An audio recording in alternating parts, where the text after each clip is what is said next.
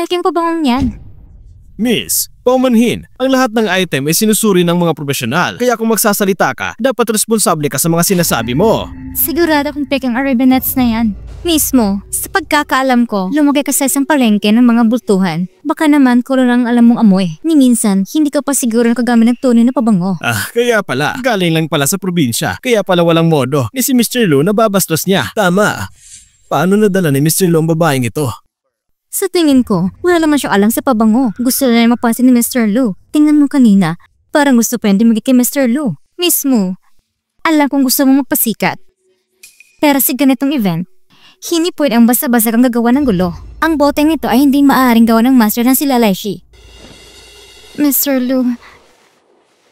Sige na, huwag kang kabahan. Naniniwala ako sa'yo. Sabihin mo lang ang totoo. Nandito ako sa tabi mo.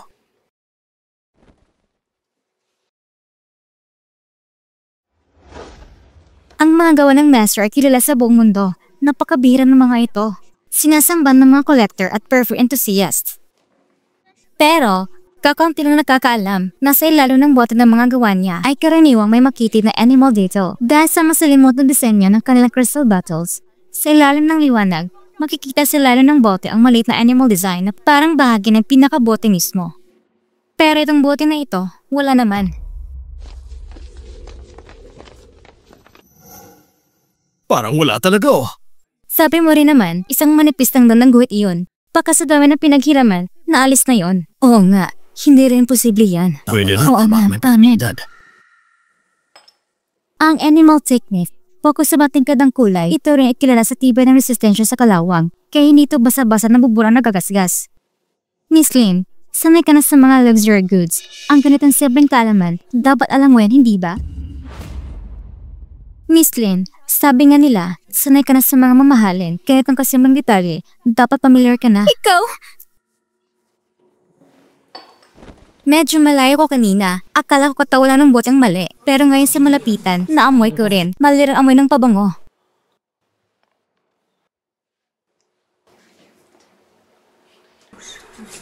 Ang Arabian Nights ay original na may amoy na halamang gamot na nakabalot sa magarang bulaklak na bango.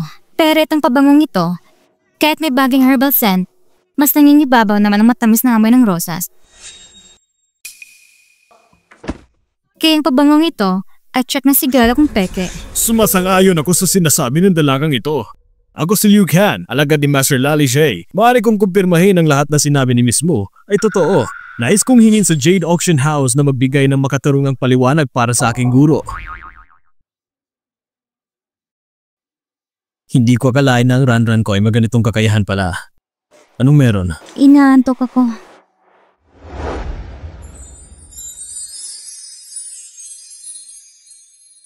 Pagod ka na rin ngayon. Umuwi na tayo at matulog.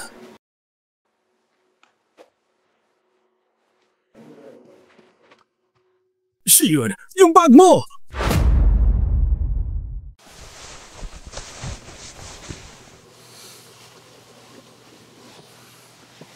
Yang Chuan, bagalan mo ang takbo. Pag uwi natin, gamitin mo ang pangalan ni Radran para mag-donate ng 5 milyong piso sa charity fund. Opo, Mr. Lu. Kunje, nandiyan ka ba sa loob? May kailangan akong sabihin sa'yo. Ayos lang, matulog ka ulit.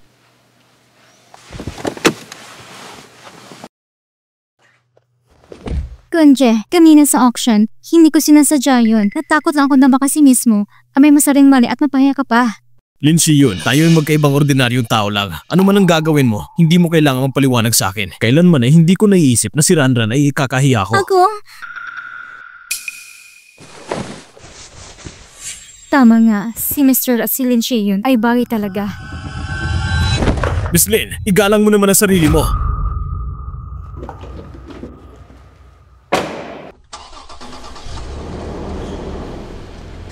Ako naman na unang nakilala mo.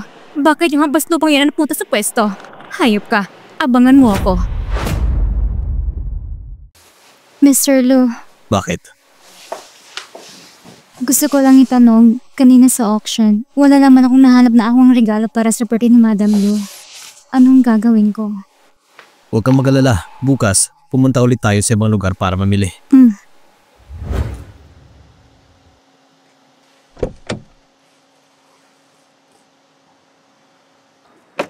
Magmi-meeting muna ako. Kapag tapos na ako, isasama kita para mamili ng regalo. Hawakan mo muna. Kung may magustuhan ka, bilhin mo na. Huwag kang lalayo masyado. Mr. Lu naman, hindi na ako bata. Pero baby ka pa rin sa paningin ko. Sige na, Mr. Lu. Umalis ka na.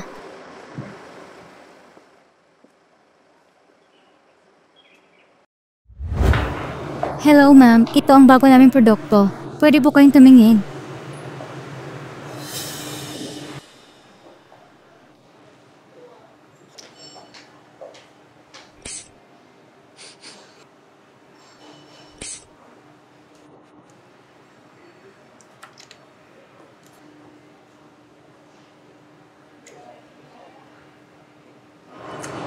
Sabi ni Mr. Lu, hirap daw makatulog si Madam Lu kamakailan. Itong ilang pabango at ang collection kong plum blossom scent noon. Sakto para ipanghal at magagawa ng isang bangong pangpakalma. Hello po. Tumabi ka. Bibili ka na naman ng pabangong nakasal ng ilang dang piso. Anong kaya kagalit mo? Hindi mo ba nakita na inasikaso ko ang VIP sa likod mo? Uy, hindi ba ito si Miss Mo na nagpasikat sa auction? Anong ginagawa mo ito sa perfume shop? Namimili ng mga naka-discount? Bakit siya nandito? Tama nga, isa lang siyang mukhang salaping mahirap. Mukhang nung nakaraan, na-recognize niya na peke ang pabango dahil lang sa tsamba. Tingnan mo naman ang mga mumurahing ito. Akala mo'y napakahalaga na. Ang pabango ko, yun ang tunay na maganda. Kita mo, talagang galing sa mahirap na pamilya. Para sa kanya, ang ganitong bagay ay napakahalaga na. Pero para sa atin... Tama na, huwag mo nang ituloy. Kahit papano, kasama pa rin si Kong Joey. Diba mismo? Bakit nang may regalo mo para sa ina ni Mr. Lu? Sabi ni Mr. Lu, pwede raw kong mamili ng kahit ano. Mukhang hindi pa masyal alam ni Miss Mo, ang pamilya Lu ang pinakamakapangyarihan sa Shanghai. Ang mga gusto makipag-ugnayan sa kanila ay mga kilaangka at maharlika. At ang mga regalo ibinigay ay sobrang mamahalin. Baka nga hindi ka man lang makapasok sa pinto. Tama nga. Galing lang sa squatter. Kung anong kalokohan lang ang kayang regalo. Kita mo ba? Ito ang hinanda ng aming Shiyun para kay Ginang Lu. Isang espesyal na regalo. Isang jade ruyi na gawa sa puting jade at pares na gintong pulseras. Ikaw na mahirap at hamak, di sa isang panaginip mo, di mo yan makikita. Para sa akin, wala namang espesyal dyan. Ignoranteng babae lang hindi makakakilala niyan. Yan ang bagay na yan. Ilang milyong ginastos ko dyan. Anong nangyayari dito? Anong nangyayari dito? Mr. Lu, ako po ay Kong Joey. Dumaan na talaga ako ngayon para maganda ng regalo sa karon ni Ginang Lu. Nagkataon nakita ko si Miss Mo dito, kaya pumasok lang ako saglit para bumati. Alam kong siya rin ang namimili ng regalo, kaya naman ako nagbigay lang ng kaunting payo. Pero si Miss Mo, mukhang hindi natuwa. Para iniisip niya na minamalit kong pinipili niyang regalo. Nagsisinungaling ka. Ikaw mismo nang sabi na pinili kong pabango ay mukhang cheap at hindi bagay sa okasyon. Na mapapahiya pa si Mr. Lu dahil sa akin. Mr. Lu, dahil sinabi niyo po dati na si Ginang Lu ay mahirap matulog kamakailan, pinili ko ilang pabango at naisip ko na gagawa ko ng isang pangpakalmang amoy bilang regalo sa kaarawan niya. Tingin mo ba nakakahiya yun? Sino nagsabi nun? Basta ikaw magbigay, ayos na yun. Kung Joey, ang paglikha ng pabango ay isang masilang bagay. Kaya mo ba talaga, Miss Mo? Siyempre kaya ko. Kung ganon, pakisuyo lang po Ginang. Ipakita niyo sa amin. Ginoong Liu? Magandang araw, Mr. Lu. Itong si Miss Mu pala, nung nakaraan doon sa auction, talagang napansin ko na may talento siya. Naniniwala akong magugulat niya rin ako ngayon. Halika, pakiusap. Padaan po.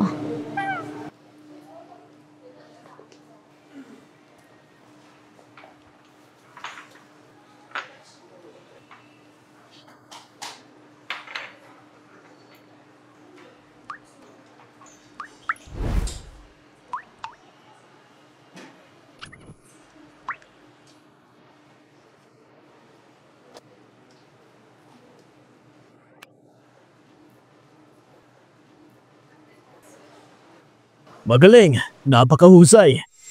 Ano? Kung hindi ako nagkakamali, itong matagal nang nawawalang pabango na Snowy Spring Fragrance. Dati ko na ito nakita sa teacher ko. Pero parang may kulang. Amoy ng plum blossoms, pero dahil walang mga talutot dito. Kaya... Miss Mu, nakakamangha ang iyong talento. Pwede ba tayong magpalitan ng contact information para sa pag-uusap tungkol sa pabango sa hinaharap? Hindi ako naniniwala. Isa lang siya sa mga hamak na manggagawa sa fruit stand. Paano siya marunong gumawa ng pabango? Ano Snowy Spring Fragrance? Sa ilang mumurang pabango lang, hindi ako naniniwala may lalabas na maganda amoy dyan. Miss Lynn, ako yung alagad ni Master Larry mula pa nung ako'y 4 na taong gulang. Nagsimula na akong mag-aral ng pag-amoy at paghalo ng pabango. Itinatag ko ang sarili kong brand sa loob ng mahigit 20 taon. Wala ni isang taong nag-alinlangan sa akin para humusga. Eh di, wag na lang nating ituloy yung negosyong inaalok ng kumpanya ninyo. Wag po, Master Liu. Puro hindi pagkakanuan lang. Ang aming Shion ay talagang prangka lang magsalita. Wala siyang masamang intensyon. Siya'y pakiusap. Lumabas na lang kayo. Sa mugtintindahang ito, hindi kayo welcome. Umalis na tayo. Halika na. Tanggal ka na rin sa trabaho. Hindi ko kinukonsinti ang mga empleyadong namimili ng tatartuhin. Sorry po. Sorry po. Guard! Sorry po. Magbabago na po ako. Mr. Liu, ako pa napagkitang dila sa maling lugar. Mismo, napakahusay niyo po. Kung may oras ka, bumisita ka ulit sa shop ko. Talaga po. Salamat sa inyo. Tara na.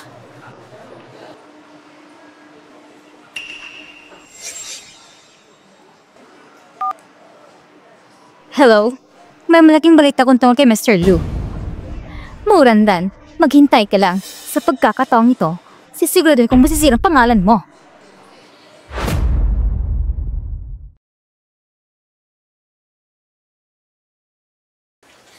Alam mo, ang bait talaga ni Mr. Liu. Hindi lang niya tayo binigyan ng maraming pabaot sangkap. Sinabi rin niya nang kung may problema ako sa paggawa ng pabango, pwede ko siyang tanungin. Siyempre naman. Dahil magaling ka. Tama nga pala, Ronron. Kanina, narinig ko si Master Liu. Yung tinawag niyang Snowy Spring Fragrance. Parang matagal na raw yung nawala. Paano mo naman yun nagawa? Nagkataon lang talaga. Tsamba lang. Ron, interesado ka ba talaga sa mga ganitong bagay? Oo naman. May kaunting ugnayan ako kay Master Larry. Kung gusto mo talaga, pwede kitang i-recommenda sa kanya. Ano sa palagay mo?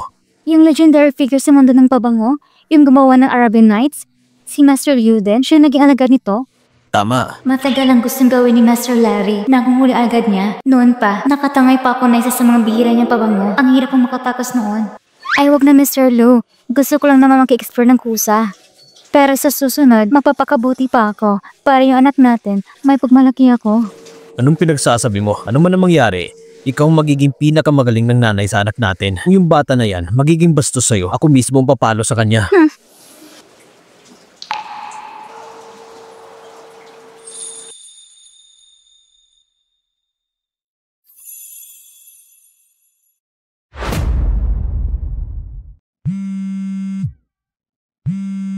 Sasagutin ko lang muna ang tawag. Anong iniisip mo? Huwag ka na mag-ilusyon.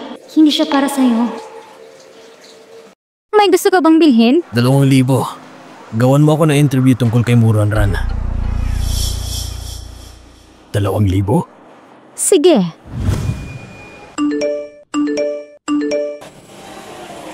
Ran, bastos ka. Huwag kang lalabas ng bahay. Walang utang na loob, malanding babae, malalumang akit, tumingin ka nga kung anong klaseng tao ka, may lakas ka pang agawang si Yuno ng lalaki. Tumipan ng asawa ko, kami palaki sa kanya, ibininto na halos lahat. Pinag-aral pa naman siya sa kolehiyo, pero pagkatapos niya magtapos, hindi na siya umuwi. Oo nga, yung batang yan, nung nag-aaral pa siya, hindi magaling. Palaging sumasama sa mga kabataang walang direksyon sa buhay. At maaga pang nagka-boyfriend. Ngayon, narinig pa namin na marelasyon na siya bilang kabit ng isang mayamang lalaki. At yung lalaking yon, nagkasintahan raw na artista. Kami mag-asawa, sobrang nag-alala sa batang yon. Ayaw nang sumugot sa tawag. Kahit Dex, hindi rin sumasagot. Kita mo, lumaki ng bata. Wala tayong magawa sa kanya. Hindi totoo. Wala akong ginawang ganon. Tito, tita, bakit niyo ba pinaparatangan ng ganyan? Ang lala naman ng mga sinusuot ng mga tao. Randan, huwag kang matakot. Totoo kayang master ngayon din. Yang babaeng yan, ang kapal. Inagawan si Yun. Itag niyo siya. Ilagay ang address niyo sa internet. Tingnan natin kung lalakas pa loob niya maging kabit. Walang utang na loob. Ang tito-tita niya, inalagaan siya ng matagal. Ngayong mayaman na siya, ni ayaw niya sumunod sa pamilya. Girls, hanapin ang address niya. Sang-ayon ako. Kailangan ng address. Hindi ako kabit. Anong gagawin ko? Baka madami ko pa si Mr. Lu. Ikaw ba si Muranran? Talagang kumakapi ka, Mr. Lu, ha? Kaya puro brand ang suot mo. Kahit anong ayos mo, hindi mong matatakman amoy kahirapan mo. Ang dami pong sinasabi, bugbugin natin siya. Hoy! Sino kayo? Kapag nalangkit pa kayo, magre-report na ba sa pulis? Pulis, ha? Sige, tingnan natin pagdating ng pulis, kami kayong huhulihin o yung walang hiyang kabit na yan. Sasaktan kita. Walang hiyang kabet. Huwag kayong mananakit. Ang panalangkit ay labag sa batas. Huwag manakit. Tumigil. Yung babaeng yun, mukhang masunurin. Pero siya pala isang kabit. Hindi mo talagang mahula ng tao. Kung akong mga magulang niya, matagal ko na pinataob siya. Hindi ako kabit. Nagkakalatan chismis? Wala yan. Nung nag-aaral ka, gagong-gago ang mga nilalapitan mo. Walang hiya. Inaapi mo si yun. Doon na natin naabot, pero hindi namin pinapayagang padapain siya. Hindi ako. Hindi ko talaga kilala yan sila siya yun. Lumayo na kayo. Ron! Ron, ayos ka lang ba? Mr. Lu, ang sakit ng tiyan ko. Ang sakit ng tiyan ko talaga. Sige, dadalhin kita sa ospital. Hulihin yung mga yan at ipadala sila sa abogado para sila makakuha ng pinakamabigat na parusa. Opo, hulihin sila!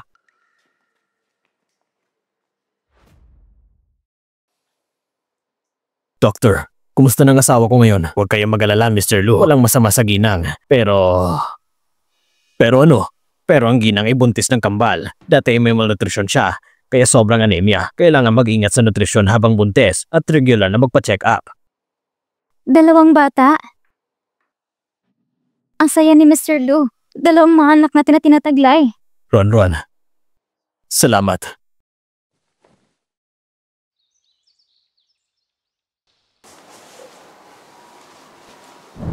Mr. Lu, pwede ba kitang tanongin ng isang bagay? Ano yun? Mr. Lu, gusto mo ba si Miss Lin? Sino? Si Lin Chi yun. Hindi ba kayong dalawa'y magkasintahan? Huwag kang maniwala sa mga nakikita mong walang kwentang bagay sa internet. Naiintindihan mo? Wala akong anumang relasyon kay Lin Chi yun. Wala talaga. Talaga? Talaga? Talaga. Ang cute mo talaga. Kasal na tayong dalawa ngayon. At may baby na tayo ngayon. Kaya huwag mo nang ulit-ulitin pang isipin ng mga walang kwentang bagay. Opo.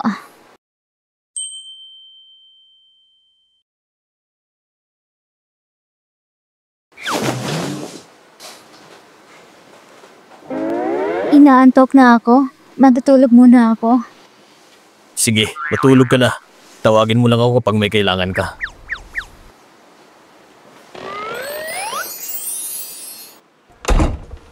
Mr. Lu, kahapon, maraming sumulpot sa internet ng mga post tungkol sa ginang at sa mga marketing accounts ng tito at tita niya. Ang ginang daw ay ungrateful at nakikialam sa relasyon ng iba. Inantriya ang ginang at may forum pa na nag-post ng live location ng ginang. Nalaman niyo ba kung sinong gumawa nito? Opo, si Lin Chi yun. Doon sa mga account ng tito at tita niya ay may isang pumasok na malaking 200,000 na pera. Ang pera nga ito ay nagmula sa kanyang manager. At yun ang nagpa-udyok sa mga fans para punterihin ang ginang. Yun ay bahagi rin ng kanyang plano. At bukod pa dito, nahanap ko rin na si Lin Chi yun ay dumating sa villa bago ang auction. Sabi ko na nga ba kung bakit parang wala sa mood si Ron sa araw na yun. Mukhang masyado pa rin ako maawain sa kanya. Ipadala mo sa akin lahat ng impormasyon na mayroon ka tungkol kay Lin Chi yun. Magagamit ko ito. Para saan? Para magiganti sa anak namin!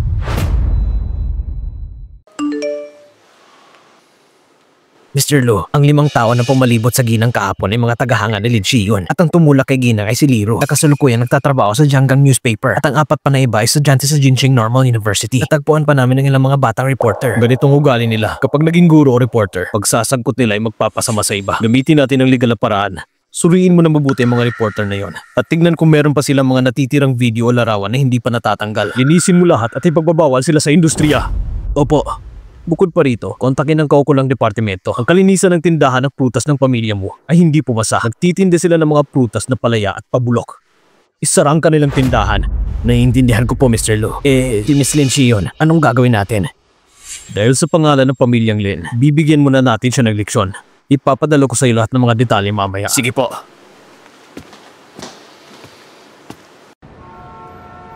Gusto ko rin makita kung paano mamatay ang babae na ito. Aagaw ba ko ng lalaki? Karapat dapat ba siya? Tama.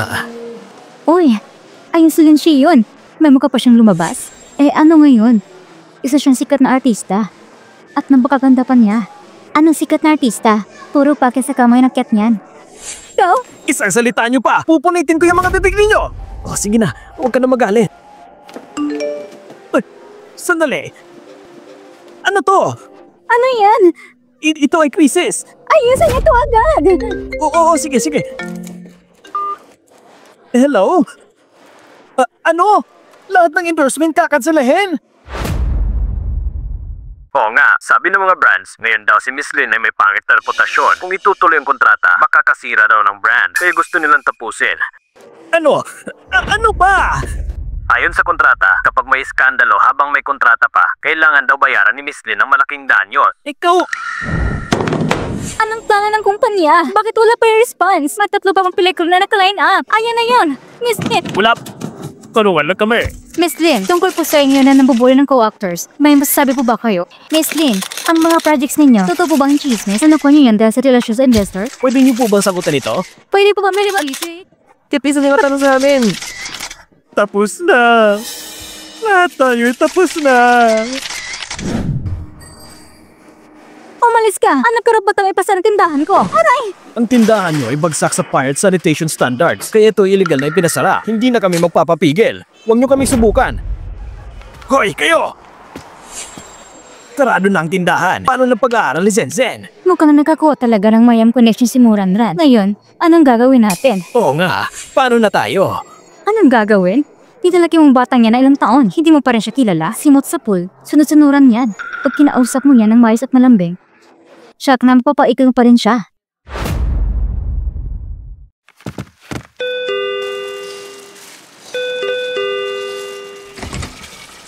Sino kayo?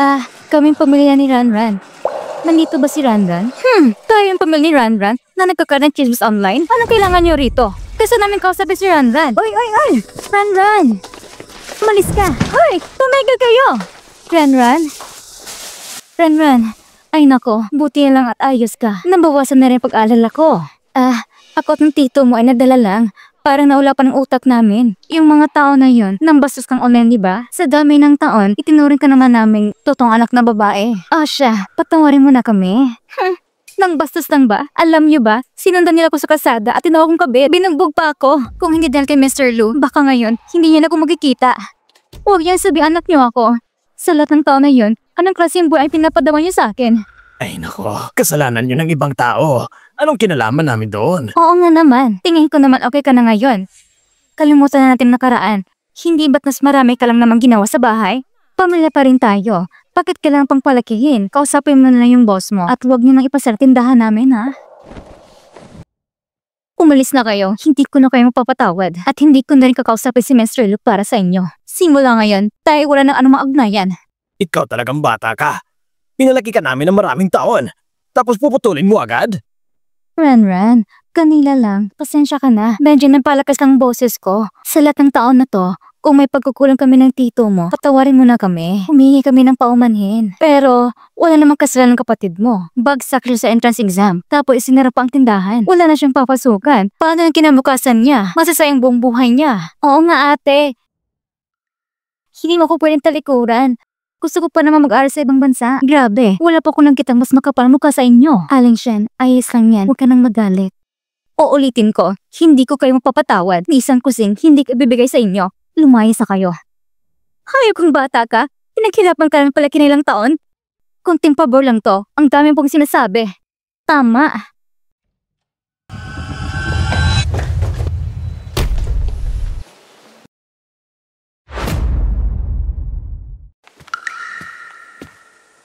Mukhang hindi pa sapat ang parusa na pagsara ng tindahan ninyo para matuto kayo. May lakas pa kayong loob na manggulo dito sa bahay. Ay, Umalis na kayo sa Shangjing. Huwag na kayong magpakita sa harap namin ni Ranran. Huwag niyo kong sisihin kung walang awa ang kamay ko. Yagjuan! Palayasin mo sila! Apo, Boss Lu. Ranran! Huwag mo akong hawakan! Ranran! Ay! Lumayas na kayo sa Shangjing. Huwag niyo nang gambalahin ang aming ginang. Kung hindi, lumayas kayo! Makakapag-aral pa ako sa abroad? Si Lokong Jayon, hindi natin siya kayang banggain. Kung alamang natin na si Mura na batang yan ay magiging swerte sa buhay, sana noon pa lang, mabata tayo sa kanya. Ngayon, anong silbi ng pagsisisi? Ha? Umalis na lang tayo. Aray ko.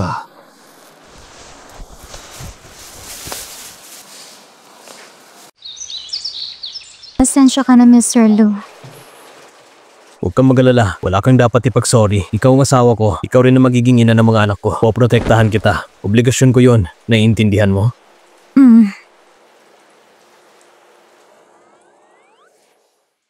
Inaantok ka? Oo, antok ng baby natin. Tara na't matulog sa taas.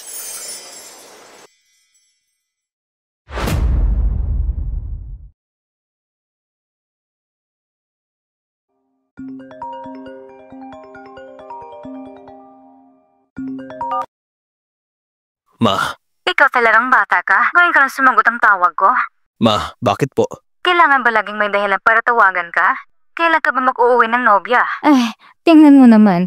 Yung anak ng pamilya, Lu, mas bata pa sa'yo. Di rin naman mas gwapo siya sa'yo. Pero may anak na siya at lumaki na. Hintayin mo lang ng konti. Si Ron, kailangan pa kasing magpagaling. Ano?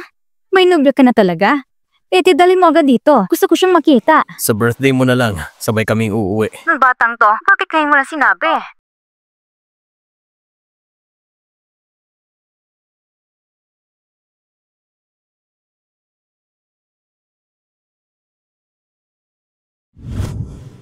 Itong batang to. Totoo nga, dumating din ang araw na namumulaklak ang punong bakal. Pero may narinig ko kanina, ang sinabing kailangan para magpagalingan ng katawan. Wala pang karanasan sa pag-ibig si Conjoy. Baka naloko lang siya. Lozeng, ayusin mga schedule ko. Kailangan ko siyang kilalanin ng personal. Opo, madam. Semester lang itong mga araw, palaging abala hanggang ating gabi, lumutang ng eyebags niya. Itong pabango na to, nagkakagising ng isip, ibigay ko sa kanya bilang pasalamat sa tuloy ng araw. Ay naku! Iha, tulungan mo naman ako. Mahina ng tuhod ko. Saan ang galing mata ng kulubot na to? Ang palda ko, ilang libang halaga niyan. Kung marumahin mo yan, kayong bang bayaran? Ay nako. Ate, ayos ka lang po ba? Miss, mukhang gusto lang mambiktima ang matandang yan. Baka ikaw pang singilin. Oo nga, di kami basta tumutulong sa matatanda. Paano kung totoong nadapa? Mas malagang tumutulong. Ate, tulungan po muna kita tumayo. Ay nako. Ang ganda ng batang ito. Mabait pa ang puso. Hindi mukhang masamang tao.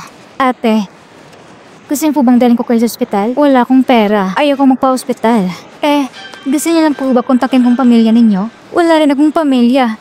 Ay nako, masakit ang balakang ko. Sabi ni Mr. Lu, kalahati ng kumpanya ay sa akin din daw. Dadalhin ko muna sa loob para makapagpahinga. Wala lang ang problema, di ba? Ate, samahan ko po kayo sa loob para makapagpahinga. Sige. Conjoy, wala na talaga akong malalapitan. Awin ako ipagtanggol ng kumpanya, yung mga brand sponsors, para ang mga moto kong makasingil ng termination fee. Ikaw na lang pag-asa ko. Miss Lynn, ang Shiyu Group ay kailanman hindi kukuha ng endorser na may masamang reputasyon. Bawat isa ay kailangan managot sa sarili nilang ginawa. Maaari ka nang umalis. Conjoy, nakikiusap ako sa'yo. Talagang mo naman ako. Iniisip mo ba na bumangsit ng pamilya Lin? Kayo ako tinanggihan? Mayroon pa naman ako sa Lin family. Basta tulungan mo lang ako. Kahit ano papagawa mo, gagawin ko. Miss Lynn, galangin mo naman ang sarili mo. Yang Juan, nandito ako. Ihatid mo siya palabas. Miss Lynn, dito ang daan palabas.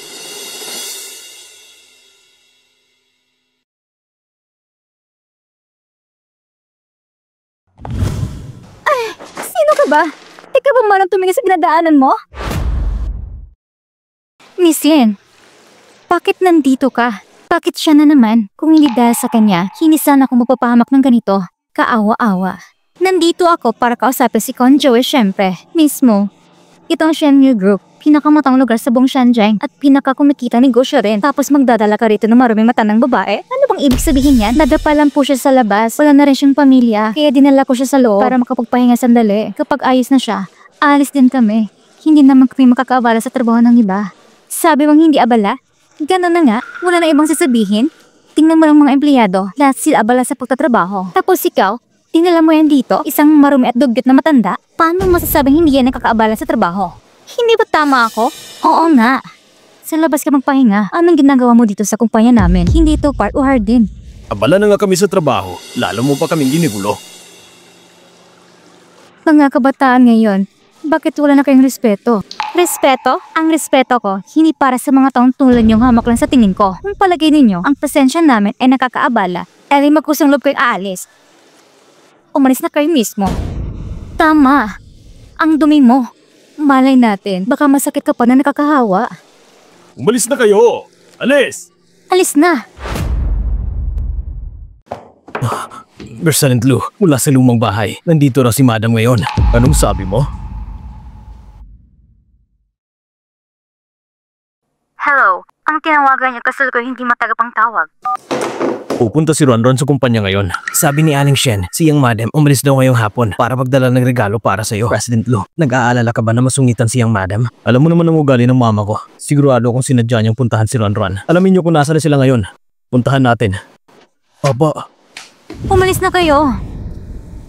Paano niyo na nagagawang tratuyan ng kanyang isang matanda? Tingnan natin kung sino magdatangang palayasin siya. Totoong mabatang-batang ito. Napakahusay. Sino ka ba? Sa kumpanya namin, kahit sinong pusa at aso na namang nakakapasok? Parang pamilyar siya. Naaalala ko na. Siya yung babae na sumikat sa internet dahil sa iskandalo. Yung walang utang na loob na kabit. Ano raw? Hindi ako kabit. Lahat ng balitang yun ay kasinungalingan. Kasinungalingan daw? Sinong maniniwala dyan? Diba yun nasa video, mga kabak-anak mo rin yun? Kung ganun, bakit ka nila siraan? Abay malinaw. Ikaw sumira si relasyon ni boss at ni Miss Ling. Walang hiya ka. May gana ka pang magpunta dito sa kumpanya? May kasama pang matanda? Ano to? Gusto mong panggap na mabait sa harap ng boss natin? Kabit?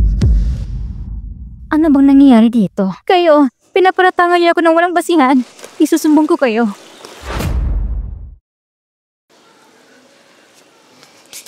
Tama na. Ayaw kong personal kong problema ay makaka-apekto sa inyong trabaho. Talagang si Miss Lin natin ang the best. May malasakit at madaling makatinis sa damdamin ng iba. Si Miss Lin, hindi mo maihambig sa babaeng galing sa squatter. Narinig mo yan, mismo? Hindi ka welcome sa Sheyu. Hindi ka karapat dabatin kong Joey. Sinasabihan na kita, dalhin mo na lang ang maraming matanahiyan at umalis ka na. Ang kumpanya namin ay hindi tambakan ng basura. Tatawagin ko na ang security. Lumayas kayong dalaw ng matandang yan. Huwag kayong mapakita dito. Lumayas na kayo. Tama na nga yan. Ate, hayaan mo na. Humanap na lang tayo ng ibang lugar para magpahinga. Iha, huwag kang mag-alala. Walang makakapag-alis sa atin ngayon, ha? Hindi ko akalang ganito na ang asap ng mga empleyado sa Shiyu. Sa ilang taon lang mula na ako magretiro. Nakakahiya. Ngayon, formal kong inaanunsyo. Ikaw, at ikaw, lahat kayo, tanggal na sa trabaho. Narinig ko ba yun ng tama? Ikaw, magtatanggal sa kanila? Yung matandang to, siguro nasisira na ng bait. Kaming mga portales ng Shiyu, isang janites ang tulad mo, anong karapatang tanggalin kami? At sinabi mo pang retirado ka na? May demensya ka na ba? Mga executive daw ng kumpanya? Kung hindi ko lang ito nasaksihan ngayon, hindi ko malaman na Shiyu pala ay may ganitong mga arrogant at abusado na namimili kung sinong babastusin. Patandang babae! Sino bang tinutukoy mo? Mas mabuting pumunta na lang kayo ng HR department para mag-resign. Kung hindi, marami kong parang para pagsisihan nyo yan. Ayos lang. Gusto ko rin makita kung paano mo kami pagsisihan. Hayaan mo na sila. Humanap na lang tayo ng ibang lugar at mapatingin sa doktor. Mas mahalagang kalusugan. Papataw ko si Mr. para ayusin ito. Iha, mabait at maunawain kang bata. Isang mabuting anak ka. Pero alam mo, hindi tayong dapat umalis. May ibang taon na mas dapat umayas. Matandang bro ha. Isa kang baliw. Sobrang arte mo na. Ayaw mong umalis? Sige, tutulungan kita. Security? Paalisin niyo sila. Bitawan mo ko. Wala ba kayong matatandang kamag-anak? Ganitong pagtrato sa matanda? Gusto kong malaman kung sino magtangka. Uy, matandang bruha. Adi ka ba sa pag-aartista? Kung umarte man ako, hindi pa tapos ang palabas. Yan sila artista sa ganyang asa ngayon. Kapag kumalat to, siguradong magiging usap-usapan. Ah, tama. Narinig ko pa nga. Nagmamagaling daw si artista. Nambubuli pa at nag-aakit sa kama. Ano mong pinagsasabi mo? Walang hiyang matanda. Tumigil ka na. Huwag kang mag-video. Isang janitor ka lang. Ang aming Miss Lin ay hindi gagawa ng gayang kabubuyan. Panirang puri lang yan. Sigurado si Buslo, ipagtatanggol siya. Ibigay mo yan. Walang mono kang mata ng bruha. Iha. Ronron! Ronron! Ronron, ayos ka lang ba? Ayos lang ako. Kanjue. Kailan pa ba nangyari na ang gwardiya ng CEO ay sumusunod sa utos ng iba? Boss Lu, kami po ay... Kung ganyan kayo kasunurin sa kanya, pagbibigyan ko kayo, pumunta agad sa HR department at mag-resign. Ang sweldo ninyo, hayaan yung siya ang magbigay! Boss Lu, patawad po. Layas! Miss Lin, Ipaliwanag mo sa anong kalidad ka ba ng babaso sa kumpanya ko dito sa CU? Itong babaeng to, ewan ko gusto nagapot na isang mabang tagalinis. At pilit ng dila dito sa kumpanya at gusto pa rin sa opisina ng CEO. Sobrang napiktuhan ang trabaho ng lahat. At si Miss Lynn, dapat lang talaga tawagan niyang security para palayasin sila. Tama, President Lu. Ang dumi-dumi ng matandang yan. Paano kung may sakit siya at mahawa pa kami? Wala siyang sakit. Kaya lang kayo mapanghusga dahil isa siyang tagalinis. Kaya pinapalayas niyo siya? Kanjo hindi ganon. Lahat naman yung kakakita nang wala kaming ginagawang mali o minamait siya. Aba, nagmamalinis pa. Binabaliktad pang sitwasyon. Yang mga ganyan na palusot, marami na akong nakita niyan. May ebidensya ako. Ang respeto ko, hindi para sa mga gaya mong mababang tingin sa iba. Ang dumi-dumi mo pa. Baka nga, masakit kang nakakahawa. Ang kumpanyang to, hindi tambakan ng basura. Kung ayaw mong umalis, ipapatawag ko ang security. May ebidensya na! Ano pang malusutin nyo? Lahat ng nabanggit sa recording, tanggal agad sa lahat ng kumpanya na pagmamayari ng grupo habang buhay nang hindi kayo tatanggapin. Ginawalan namin niya para sa imahe ng kumpanya. Ang layunin lang namin ay para sa ikabubuti ng kumpanya. Pagkiusap, bigyan niyo po kami ng isang pagkakataon. Ayoko nang ulitin pa. Kaya kung ako sa inyo, mag-resign na kayo sa HR department. O kuya naman, ipalabas kong terminated na kayo sa buong grupo. Piliin nyo. May isang bagay din na tama ang sinabi ni Miss Lynn. Hindi kung sino-sino lang ang pwedeng pumasok dito sa CU Group. Kung sino man na magpapapasok ulit kay Miss Lynn, tanggal na agad! Ron, Aling, tara na po.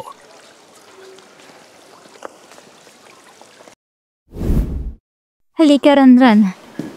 Ate, paano niyo po nalaman ang pangalan ko? Ma, tapos nang palabas. Isang kumpol ng mga multot demonyo. Randan, halika na. Ma?